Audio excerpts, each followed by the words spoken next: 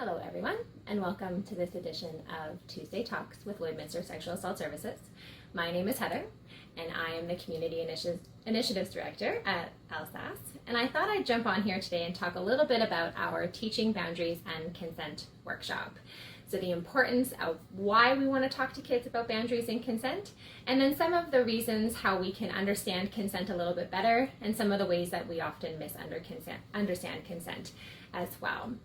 So first and foremost, this workshop was developed with parents and caregivers in mind, and we wanted to provide opportunities and ideas about how to engage in those awkward conversations that stem around our bodies, puberty, development, sexual intimacy, consent, boundaries, and dating. All of those things that can be a bit challenging to have conversations with. So we did the research and the development to create this full day workshop to engage parents and caregivers on how to have these conversations with kids as young as 18 months all the way up to 18 years. We believe it is never too late to start having these talks, and that any of them can really have some great benefits for future relationships and the foundations that are needed to have those healthy relationships. So first and foremost, I wanted to talk a little bit about why. Why is it important to talk to kids as young as 18 months about boundaries and consent? And I think the thing to understand is talking about this with kids that are younger does not mean having a conversation about sex ed with these kids. What it means is it's talking about our bodies from head to toe. So using examples like just like our lungs breathe and our brains think, our private parts also have a job to do. So we want to talk about body, head to toe, include all of the parts, all of the various functions that take place, and the importance and necessity of each one.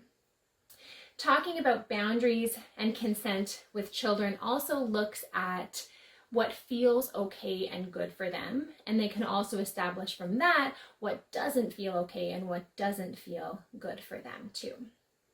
We look at establishing a foundation of effective communication so that they can lay that kind of framework, that foundation, that pathway into future relationships and future ways of being empathetic towards themselves, empathetic towards other people, those kinds of things too.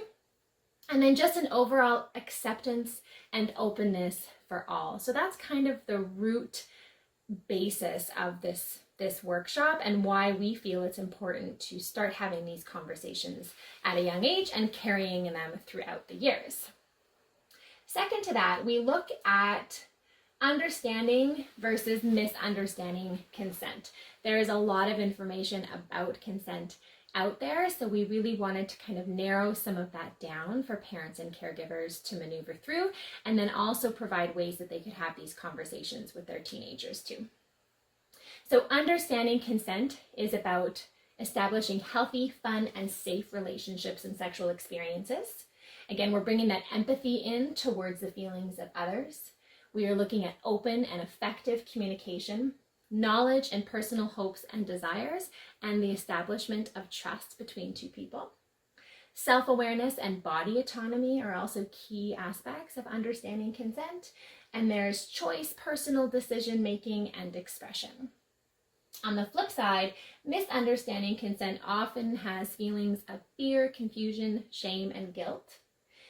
Misunderstanding consent contributes to myth and stereotypes, and there's often times where we might be misinformed on some of the laws and consequences. And please stay tuned because we will be doing a Tuesday talk on the consent laws as well in the near future. There's closed or lack of communication, maybe some mistrust when we misunderstand consent as well. Minimal choice, unclear on our own personal boundaries and maybe the personal boundaries of another person, and it leaves room for the possibility of sexual harassment and sexual violence. So as you can see, these are two very different sides to one issue. So understanding consent is really something that we want to build awareness within our families, within our communities, and within ourselves as well. So I'd like to thank each of you for tuning in. I can't wait to do more of these for the community and see what LSAS is bringing into the awareness and into our YouTube channel. This is a very new scope for us.